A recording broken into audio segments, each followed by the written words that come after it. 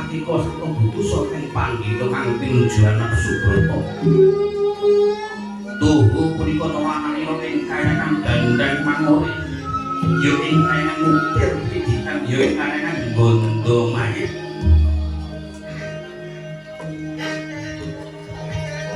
Pamanang gawang kelima-lima dingin kepatiman santu moro santu mati jalu moro bali mung kali aran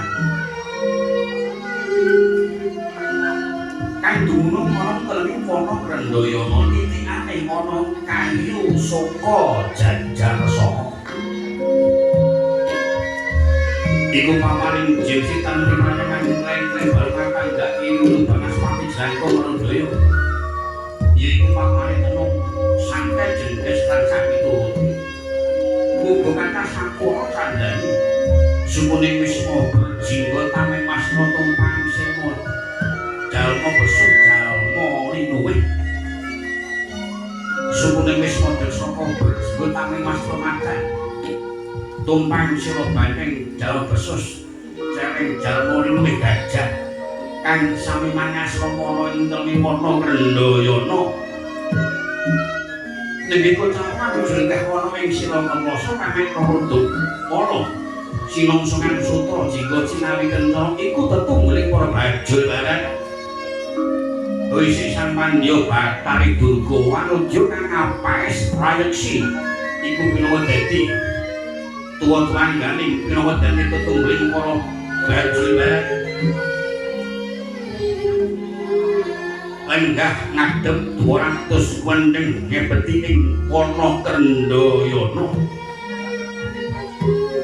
nenggih kecapangan nembe Kewalasa pandhita saka lima nuju Ngastina marang Sang Tapa Gandana Sikumbayana ya pandhita pedagangan karo Cumanda ana ing sakisoring gunung Danyar menerakan putra ing kewedian wisi sanjang jalma wujud gandal sak gubuk ranggon gedene nitra mencolong kaya sril kembar bimbo hawur geni grana pindha canci ing palo rawis tumpang sanga godheka simbar jujur tutut mong kaya lenge guwa ani sisium sak curaning marang dawan Remo kimbal madu-madu dinamulamun hamupung pangwidangan kanan kulawan kiri pandina mumuhi wanguning gandamu wulu ketinggalan rembuy wiyo dukut sewu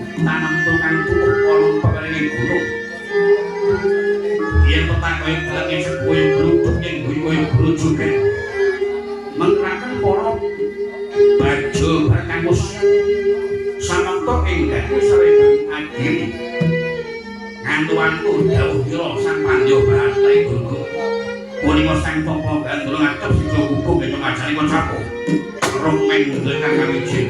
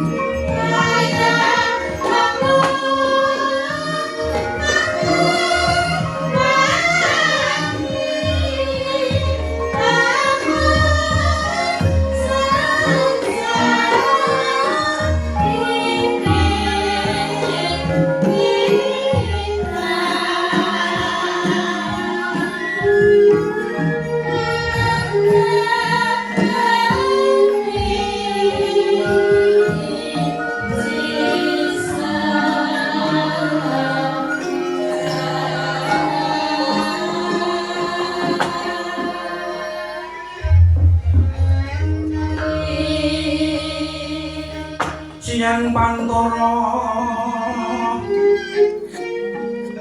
Latri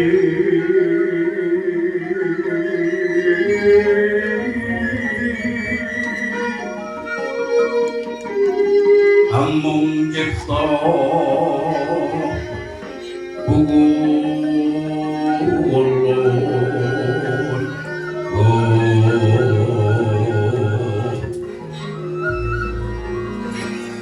kaliyan kang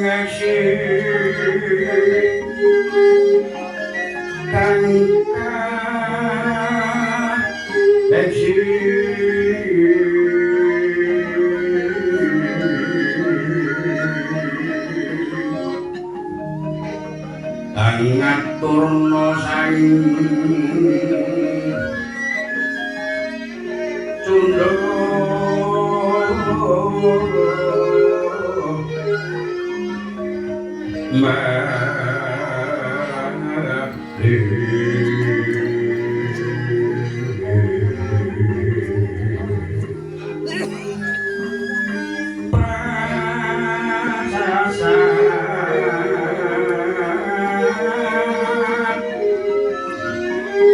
Renggeng ulun kang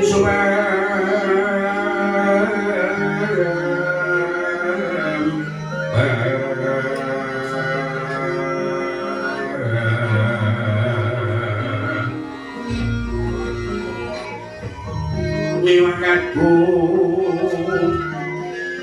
ngantos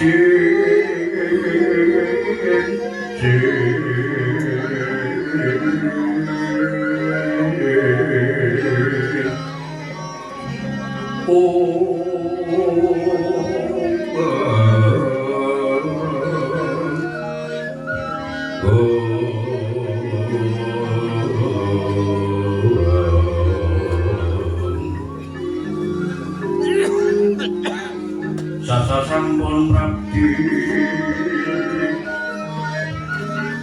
mung ing asta ulun sang Rama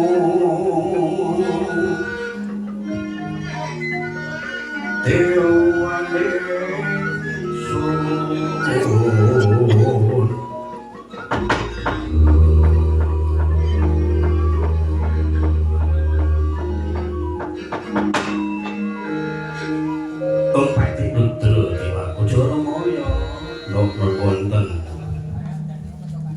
panganjuwe ngadawu pinak nomor ngadeg yen Jaramaya ngestuaken dawuh bubar ing mutra ngaturaken sumeming pabdi kunjuk Bu ya ulun iki diluna tamu Durna kang sowan lagala monggo Bu pabdi paring panjenengan santopo kaliyan Durna nembiki hormat iya Durna padha kanthi raja ngadeg ana ngasul Pandhita Durna kentong lendung anyar wanangi pasipun ibu Kali Durga ingkang putra ngadeg manggih dateng kawidatan bubar kula ngaturaken sungkeming pambekti kunjuk sanaping pawat teman-teman ibu ya ulun tomo luning pangastu luning dal tampanono Pandhita Durna kula pundi wonten kok windosaken jimat aripe ibu iya Durna kula ibu kita sowan sumengko pengawal bojo damel sasi punapi wigati kita ibu punapi nggih kula sowan badhe ngaturaken duta pengawung Bu duta usan Palmati utawa raja duta pengawung apa Rajapati kula Durna kathah raja becah ing negari Ngastina ora kang Ngastina nampi coblipun Jawata mantumpa-tumpa boten saya suda nanging saya ngobrol-obrol iya lah saged pangsya kados nyuwun malih saged Mario Jati jadi teman Mario yang kau sakit boyong Wahyu kayu manik iman doyo trutuhku molo sari ya kula keroyo-royo Kendorowati ngambil pusaka Kiai Kacapesan diapusi kali Kresna ning muni sing wis nyaki cetha sekali iku musuh kula sing kalian kula lah kok dipasahi pusaka nah tenan to kula diani tapi nganti kuwut-kuwut iki ini butuh sing nyoto pitulungku supados ibu batari paling pitulungan paling guh pertikal batang ingkang mutra supados ing mutra saged nggih nggih samoto wahyu kayu manik iman daya tutuhku ngosari Sang Maha Yogi Samusnya Sumedi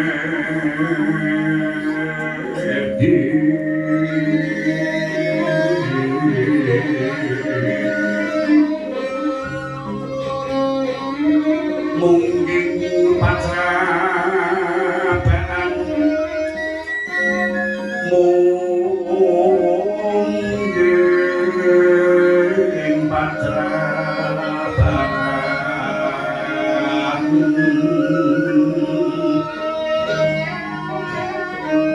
Tangu Ani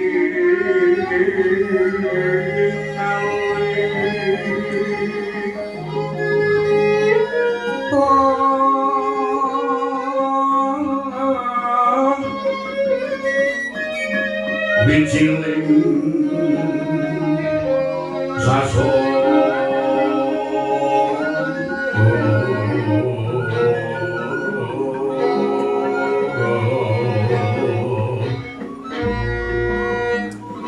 Tinon saking ngardraning ngarga Tinon saking ngardraning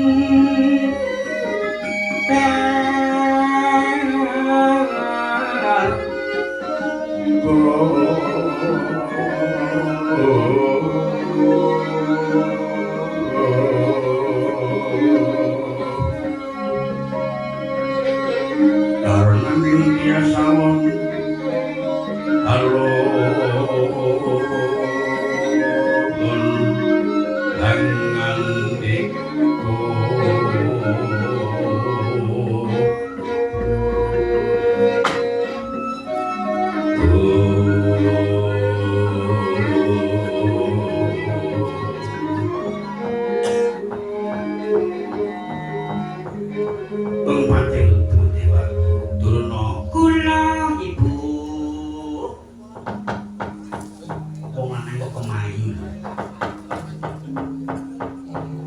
iku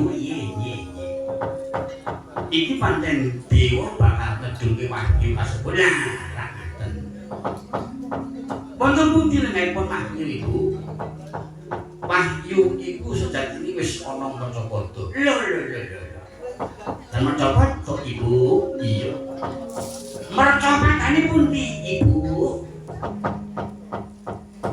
ana ing pertapan Guwa Pintu Sanga mboten rolas ora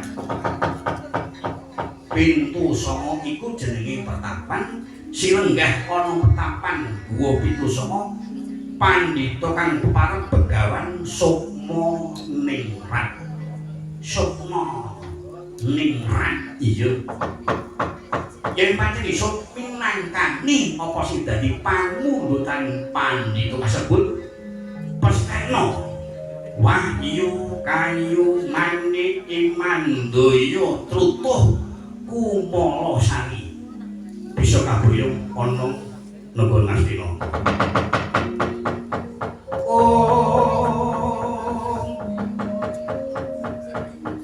nyata yang pandhita kang karyawan Pindha Kumbang sapa madosarining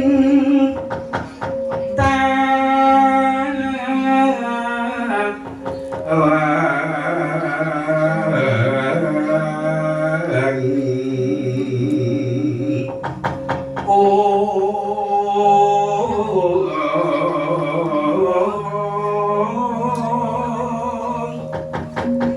muliring kasarjanan kasarjanan wening telenging kalbu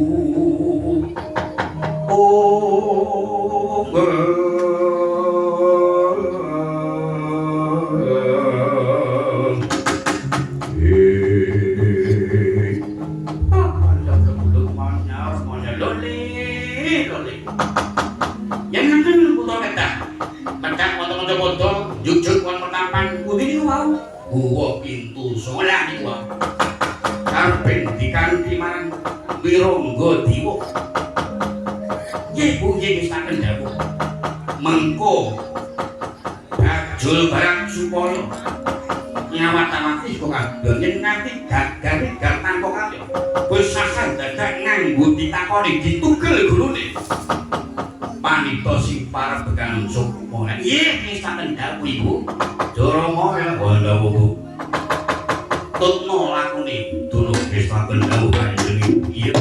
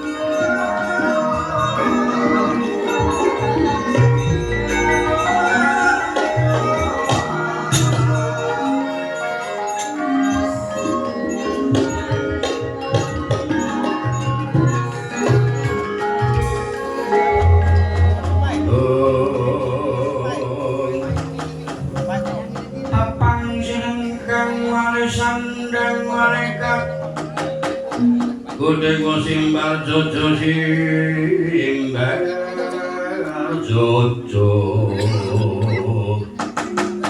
lang malang wandesnya kangsir surga wuwusnya bidat tutung jagat ilu pano kok Kakang Penemban Durna. Piye kula Nyai Prabu? Berarti mboten ngono kula nampi dawuh. Saking ngasanipun Ibu Bathik Durga. Menapa dipun Kanjeng Ibu? Ri panenggan ing supados Nyai Prabu Wirangga Dewa tur mriki lampah kula. Badhe didhawuh pundi? Madosi pertapan guwa pintu sanga. Pertapan guwa pintu sanga. Nggih. Mriku wonten pandhita ing marbekan sewarat.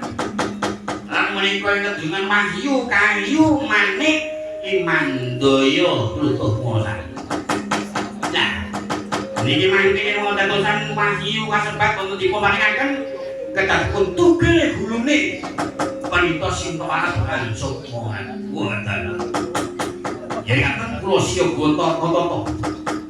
Tutri tindak pot duka karo Penemban. Mekaten Nyai Prabu. Duka. Nun. Karo bilung wonten dapur. Melaku nggih. Tindak pundi? Tuturi tindake Kakang Penemban Durna. Oh, ganti juragan iki lho. Ganti bos. Ayo. Ngetutke Prabu Wirangga Dewa saiki genti ngetutke juragan Pendhita Durna. Ki Wirangga Dewa saiki ngetutke Ki Begawan Durna. Iku tergantung kepiye nasibe awake dhewe. Wong Durna wis senajan to Pendhita niki ditirak jamak-jamak. Sapa Durna kae? Iki doyan udut iki ora pati-pati. Udut nek ora ana panitian meneh. Mulane ya ambrake ya apik lah wong. Modhi setengah modar. Abrake anyar. Ya syukur lah iya. Durna kae. Apa lho boten napa-napa kok, Mbak? Rasane aku kowe ngene, iki rasane apik kok. Dengan iku lan jatuh Pendhita ning medhit. Nggih, apa-apa temantel, apa-apa temantel. Kae mbiyen untune Mas. Biyen lah iya. Aku saiki ora untung mak, didol untune digawe genep tuku bonang. Ana untu tuku bonang iki lho ora. Lho nyatane ngono. Ngono kae. Bedidil medhit nek mongko ngoncit bae. Kudune ora menyang-menyang. Sing apa menyang iki ya sapa lho. Anggere punya ojeke kambang wis bludrek sik aku ya. Wis mesti bakal tenan iki aku. Ngono ya lho lah iya. Ning ngancane Durna kae. Sok diwatak drengki sreni Durna kae lah iya. Krembat lembut nyandang Pendhita kaya ngono kae ning atine ning kemarung. Lah iya. Ning yo ana apike Durna salah asline prantau gopo raja taman. Raja taman kuwi wanita. Lah kok anak-anak Swatama kae karo jaran. Lan apa bilang jaran, Mbak? Wah. Iki malah cethu ora.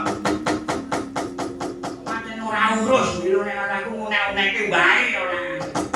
Lunganku nek matur apa nyatan. Lho, bilung panan kok. Wis sasan datang usul ae tuturi tindake Kakang Penemban Durna ngono kene.